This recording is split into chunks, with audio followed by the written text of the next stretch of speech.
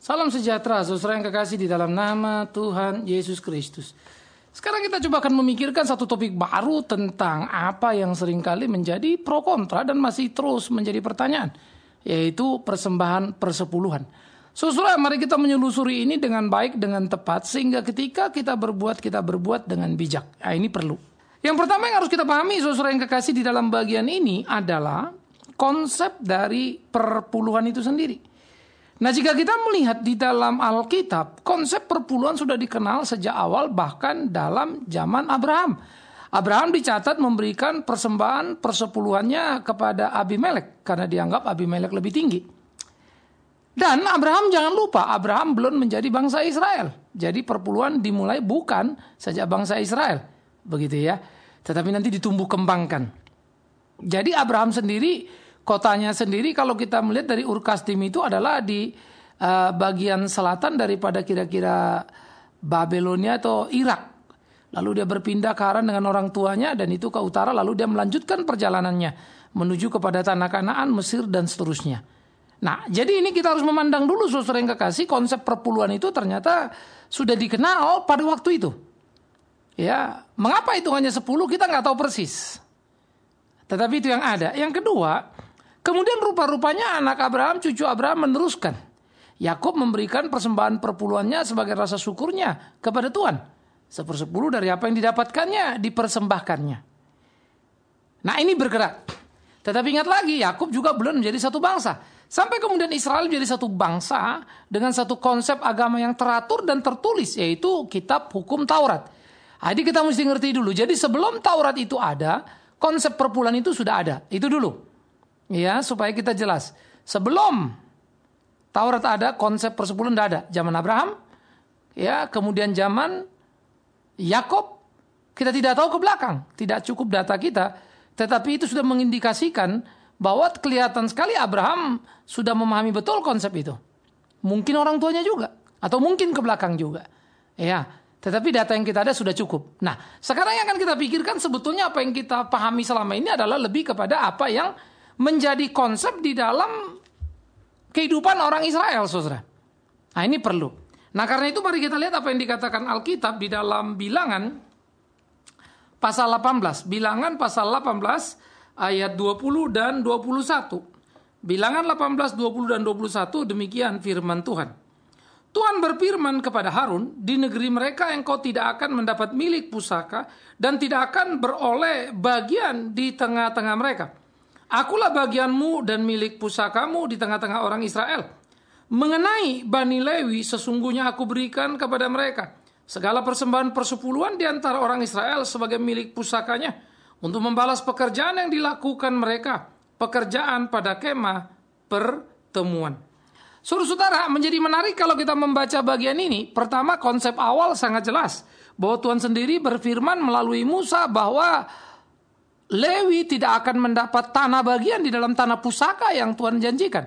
Ada 12 suku, maka ada 12 bagian mestinya, bukan? Tetapi satu bagian, yaitu Lewi, tidak dapat bagian. Jadi mereka tidak dapat tanah secara tempat khusus. Lalu gimana mereka tinggal? Mereka tinggal kemudian memang diatur lagi. Bahwa ada kota-kota yang diberikan kepada mereka, ya. Nanti itu kita bisa melihat di dalam kitab Yosua. Bagaimana kemudian mereka mendapatkan kota-kota tempat mereka tinggal. Jadi lebih pada lokasi begitu. Sehingga katakanlah di satu real estate mereka dapat satu coupling. Supaya sederhana kita memahaminya. Maka mereka mendapat beberapa tempat tinggal. Khususnya yang berkaitan dengan pelayanan dan konsentrasi daripada pelayanan itu sendiri. Nah, jadi saudaraku, menarik ketika kita melihat bahwa 12 suku, satu tidak mendapat. Maka kalau kita melihat dari 12 suku ini, satu tidak dapat, yaitu Lewi. Maka mereka tidak dapat tanah pusaka. Tentu menjadi pertanyaan bagaimana mereka hidup. Mereka tidak bisa bercocok tanam. Tetapi juga jadi penjelasan yang sangat jelas. Memang Lewi tidak disuruh untuk bercocok tanam. Artinya, Lewi bukan untuk kerja.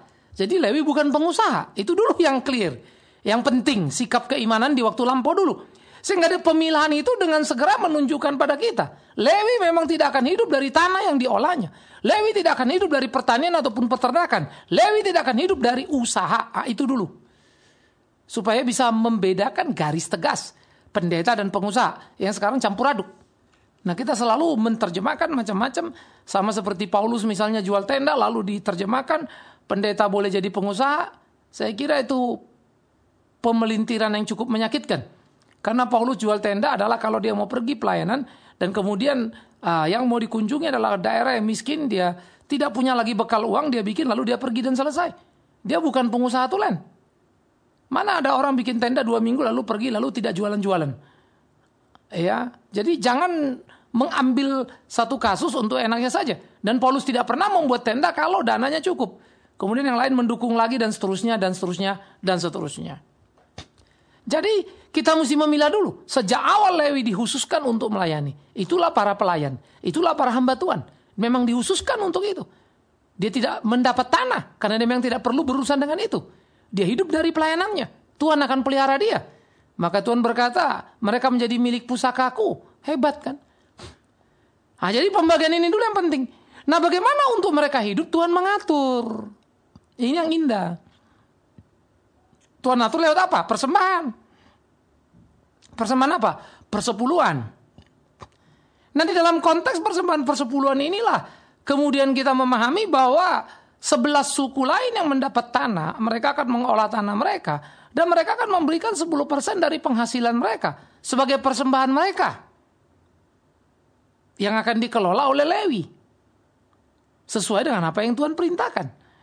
Nah, dengan segera saudara yang kekasih, menarik sekali kalau kita melihat, bukan? Karena itu wajar kalau Lewi diberi persepuluh dari penghasilan yang lainnya karena mereka nggak punya tanah. Mereka nggak bekerja sebagai pekerja ataupun pengusaha. Itu dulu. Mereka hidup dari persembahan itu. Dari persepuluhan itu.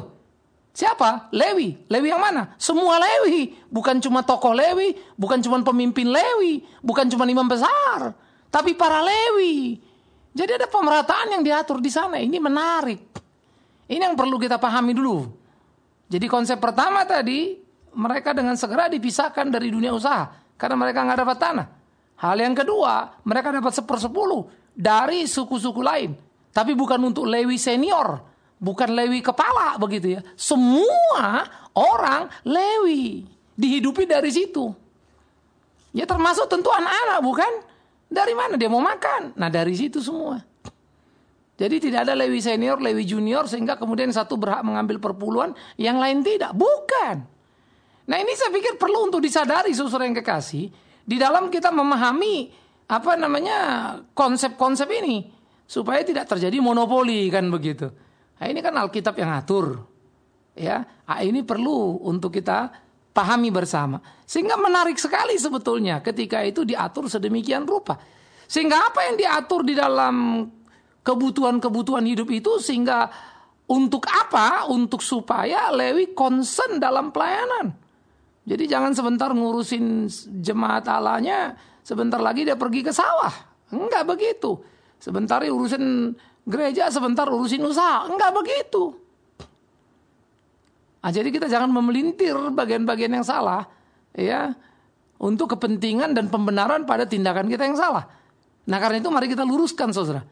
Nah, kalau mau jadi pendeta lah, pilih jalur yang pas itu, jalani itu. Karena kau sudah yakin dipanggil Tuhan, ya percayakan dirimu pada Tuhan dan pasti Tuhan pelihara kau. Ya dong, masa Tuhan nggak bisa pelihara kita? Kalau sampai enggak, ya patut kita bertanya. Kita ini sebenarnya jalannya benar apa enggak sih? Kita gugat diri kita. Nah, itu yang perlu. Jadi jangan bilang lagi, emangnya orang hidup nggak perlu uang gitu. Lah, itu jadi aneh. Itu bukan kalimat anak Tuhan itu. Ya, itu kalimat anak setan itu yang nawarin. Bagaimana setan nawarin supaya kita mengambil uang itu dengan segala cara. Tuhan akan peliharakan umatnya. Tuhan akan cukupkan. Kalau kau yakin Tuhan itu pemelihara. Kalau enggak, ya memang lain lagi. Jangan kau layani dia, kan begitu. Tapi perbedaan prinsip ini penting. Sudah dihususkan. Dan kau akan dijamin oleh Tuhan. Kau akan dihidupi oleh Tuhan. Dengan cara Tuhan. Maka dibuatlah peraturan 1/10 tadi. Sampai di sini dengan kita akan melihat saudaraku yang kekasih, betapa sebetulnya konsep perpuluhan itu menjadi sangat indah karena akan menolong para hamba-hamba Tuhan atau pendeta-pendeta ataupun imam pada waktu itu untuk berkonsentrasi pada pelayanan. Jadi mereka nggak usah mikirin lah cara cari uang itu karena ada persembahan ini. Dan itu semua, nggak ada junior senior di sana. Jadi tidak ada hierarki di sana. Jadi bukan cuma Harun sebagai pimpinan orang Lewi yang mendapatkan semua persembahan persepuluhan, lalu yang lain-lain enggak. Mau bagaimana mereka makan? Tuhan atur semuanya. Nah, saudaraku yang kekasih, disinilah konsentrasi pelayanan sepenuhnya bisa dilakukan, pengembalaan bisa dilakukan. Sehingga dalam mencederai sebetulnya gereja Tuhan kalau ada, misalnya kita membuat satu gereja tapi tidak ada penggembalaan. Tidak ada orang untuk konseling, tidak ada orang untuk menolong bertumbuh iman. Nah, ini kan jadi repot. Saya pikir ini perlu hati-hati juga. Sehingga patut dipertanyakan selalu bukan kalau kemudian ada sebuah gereja, lalu Pak Pendeta sendiri nggak pernah pelayanan, nggak pernah khotbah, nggak pernah apa, nggak bisa ngajar. Tapi orang lain dulu, itu kan jadi rawan juga kita. Lah ini gembalanya yang mana nih? Pemimpinnya yang mana nih? Kalau orang luar terus bisa kacau ujung jemaat itu. Karena akan dipengaruhi orang luar terus, nggak ada konsep sendiri. Nah untuk itulah Lewi itu diberi kehidupan supaya mereka mempersiapkan. Punya waktu belajar, punya waktu mengajar, dan seterusnya. Itu gereja. Ya. Nah ini yang perlu untuk kita pikirkan saudaraku yang kekasih. Sehingga di dalam konsep-konsep seperti ini beda dengan perusahaan. Misalnya saya buka, perusahaan saya ada beberapa cabang, saya taruh aja orang, nanti saya tinggal kontrol kan gitu kan. Saya buka sana, saya buka sini, saya tinggal cek, tinggal lihat, laporan keuangan, selesai. Gereja bukan itu. Gereja bukan dunia usaha, tetapi dia tempat di mana kita melayani dia. Nah, yang menarik, di dalam bagian ini adalah ketika itu tempat menjadi melayani Tuhan itu menjadi nomor satu, dan cara Tuhan menjamin umatnya itu sangat unik ketika memberikan 10% itu. Nah, mari kita lihat saudara. Kalau dikatakan suku-suku lain, ada 11 suku memberikan perpuluhan, berapa yang mereka belikan? Praktis 10% kali 11 kan, karena 11 suku.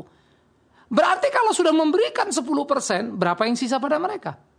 Maka tiap suku punya aset, anggaplah itu aset 90% yang mereka dapatkan. Karena 10 harus diberikan kepada Lewi. Sementara Lewi ini menerima 10%, dan jangan lupa, tempat tinggal Lewi, tanah, itu juga sudah diatur buat mereka. Nah sekarang Lewi terima 10% kali 11, berapa? 110. Berarti 110% yang diterima oleh Lewi. 90% yang sisa pada suku-suku lain. Ah kalau gitu enak jadi Lewi dong. Ongkong-ongkong kaki aja kan. Dapat 110. Sementara orang lain cuma 90 berkeringat kerja keras. Ah, ini kan perlu untuk dipikirkan. Apa itu konsep Alkitab? Jelas tidaklah. Lalu apa yang dimaksud Alkitab? Makanya kita tidak bisa mengabaikan satu ayat lalu lupa kepada ayat yang lainnya. Maka kita perlu nanti mengatur, melihat bagaimana ayat-ayat lain mengatur sedemikian rupa. Sehingga perpuluhan itu bukan menjadi konsep monopoli untuk menghidupi dan memperkaya diri. Enggak, saudara. Ya. Kalau sampai di sini kita berhenti, maka kita akan bilang Tuhan ternyata nggak adil banget. Orang disuruh kerja keras berkeringat, cuma dapat 90%, imam dapatnya 110%. Artinya, tidak akan ada orang lain yang lebih kaya dari imam, kan begitu? Imam lah yang paling kaya karena 110%. Coba saudara pikirkan itu baik-baik. Apakah logika Tuhan seperti itu? Itu kan kita harus hati-hati dong. Maka kalau kita baca Alkitab sekali lagi jangan sepotong dan jangan sepotong.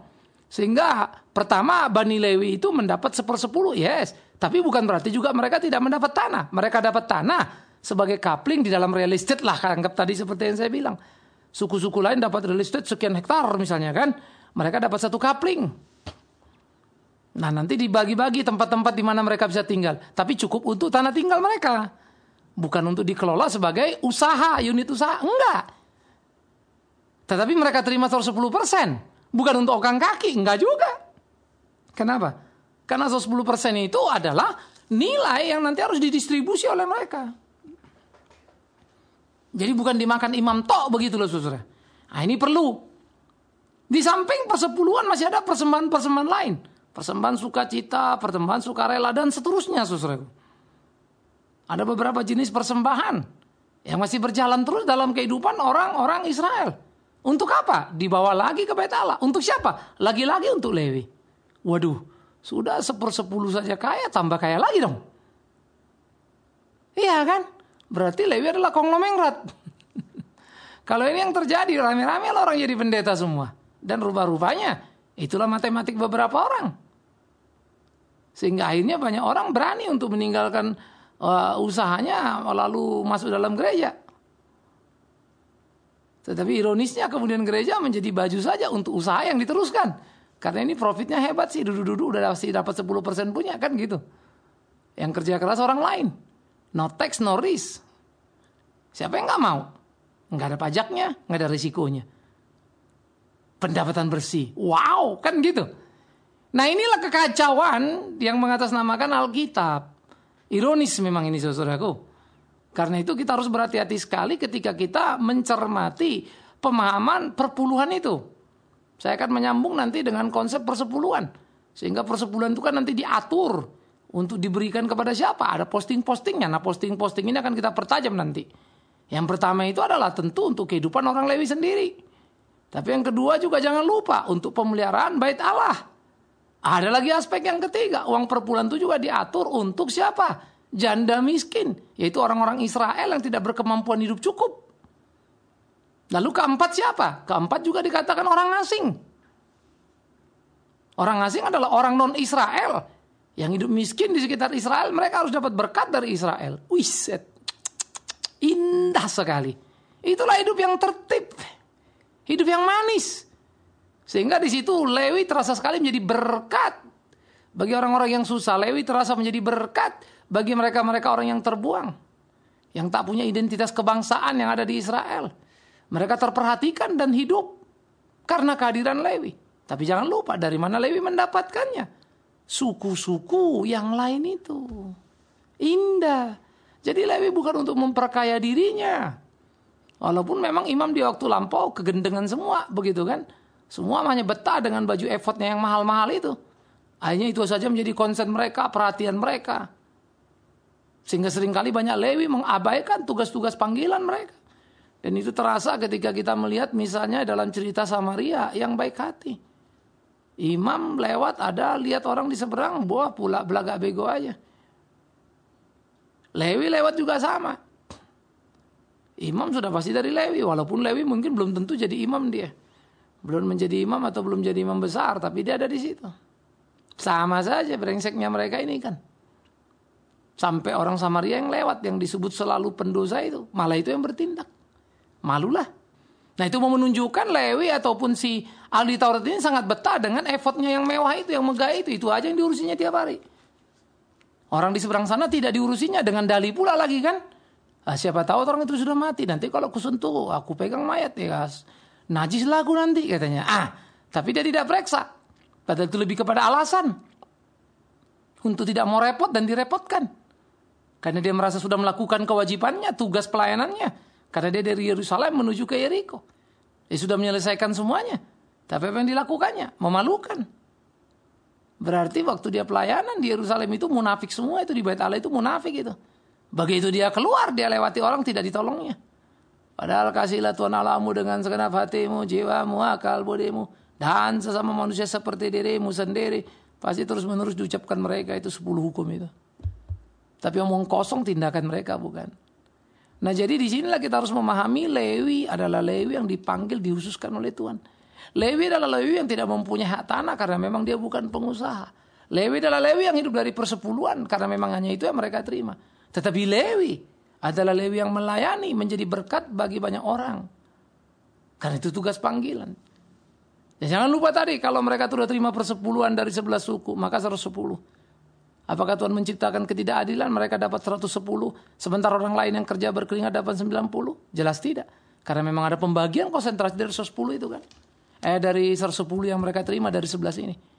Yaitu untuk imam itu sendiri, kehidupan mereka dan keluarganya. Untuk rumah Tuhan, bait Allah. Untuk janda miskin orang Israel. Untuk orang asing yang kesusahan. Kalau itu yang dipakai indah sekali bukan? Itu sebab gereja menjadi gereja. Sehingga kehadiran Israel itu memang jadi berkat yang luar biasa itu. Ya, di dalam sistem sosial saja pun diatur sedemikian rupa. Supaya ada kebersamaan dan keseimbangan yang menarik. Kalau ada buah apel jatuh, siapapun boleh memetik mengangutnya itu. Bukan mencuri dan bukan dosa itu. Nah, itu sebab banyak sekali kerjaan. Baik seperti Ruth ya, memungut gandum-gandum buas yang tercecer. Ataupun para murid mengambil gandum yang terjatuh di ladang. Tapi mereka tidak boleh metik yang di pohon. Sekali lagi ingat. Betapa hebatnya sistem diatur di dalam gereja Tuhan waktu mula-mula Israel. untuk menciptakan keseimbangan, bukan kejomplangan. Satu kaya sendiri lalu yang lain melarat, bukan itu.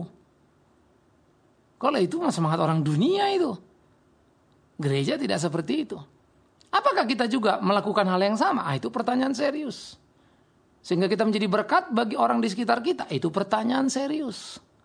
Atau kita hanya berlomba-lomba untuk mengumpulkan tumpukan-tumpukan harta demi rasa senang kita, itu bahaya. Karena itulah saudaraku yang kekasih, perlu dengan teliti kita memahami konsep perpuluhan yang diatur oleh Alkitab, yang sudah ada sejak dulu, dari zaman Abraham, terus Yakub yang dicatat. Apakah sudah ada sebelumnya lagi sebelum mereka? Tentu dari mana Abraham belajar? Ya, kenapa memberikan kepada Elimelek? Sehingga pada waktu dia mempersembahkan itu kepada Melek, itu menjadi sesuatu yang penting untuk kita pikirkan kan. Ya. Di dalam pemahaman seperti itulah kita perlu mendalami, menggumuli, sehingga kita menemukan kebenaran yang prinsip sebetulnya apa sih, bagaimana sih kan gitu. Nah jadi keteraturan itu baru ada sejak zaman Israel. Maka dalam Kejadian 14 ayat 20 dikatakan di sana jelas. Dan terpujilah Allah yang maha tinggi. Lalu yang maha tinggi yang telah menyerahkan musuhmu ke tanganmu. Lalu Abraham memberikan kepadanya 1/10 dari semuanya. Ya, itulah yang dipersembahkan oleh Abraham kepada Melkisedek. Ya. Nah jadi di sini memang kita perlu memikirkan dengan baik. Dan kalau kita melihat itu Melkisedek sebagai seorang Raja Salem ya. Dia juga dikatakan seorang imam Allah yang maha tinggi yang memberkati Abraham diberikan kepada dia. Tapi kan bukan konsep 1/10 persis seperti yang dipahami dalam Taurat lagi, nanti kan berkembang terus kan gitu ya. Sehingga Taurat mulailah mengatur dengan tertib lebih teratur, lebih teliti dalam kehidupan sebagai gereja yang besar kan gitu. Jemaat yang besar Israel. Biar ini menolong kita saudara, dan kita ikuti terus pemahaman lebih lanjut. Bagaimana sebetulnya tujuan perpuluhan dengan posting-posting yang sudah diatur tadi itu oleh Alkitab sendiri. Sehingga tidak ada korup di sana. Sehingga menjadi indah semuanya. Untuk kemuliaan Tuhan kita. Yang luar biasa mengatur segala sesuatunya. Amin. Mari kita berdoa. Kami bersyukur, kami berterima kasih ya Tuhan atas cinta kasih-Mu, atas pemeliharaan-Mu dalam hidup kami. Karena itu tolonglah kami di hari-hari kami boleh melakukan apa yang menjadi kehendak Tuhan. Sehingga sungguh-sungguh pelayanan kami berkenan di hadapan Tuhan. Begitu pula ketika kami menggumuli konsep perpuluhan. Supaya jangan kami terjebak pada rutinitas melakukan tanpa pemahaman, pemaknaan. Yang justru membuat tindakan kami bisa menjadi sia-sia. Tuhan tolong kami. Demi Yesus Kristus Kepala Gereja yang sejati. Kami berdoa bersyukur. Mohon pimpinan Tuhan senantiasa. Amin.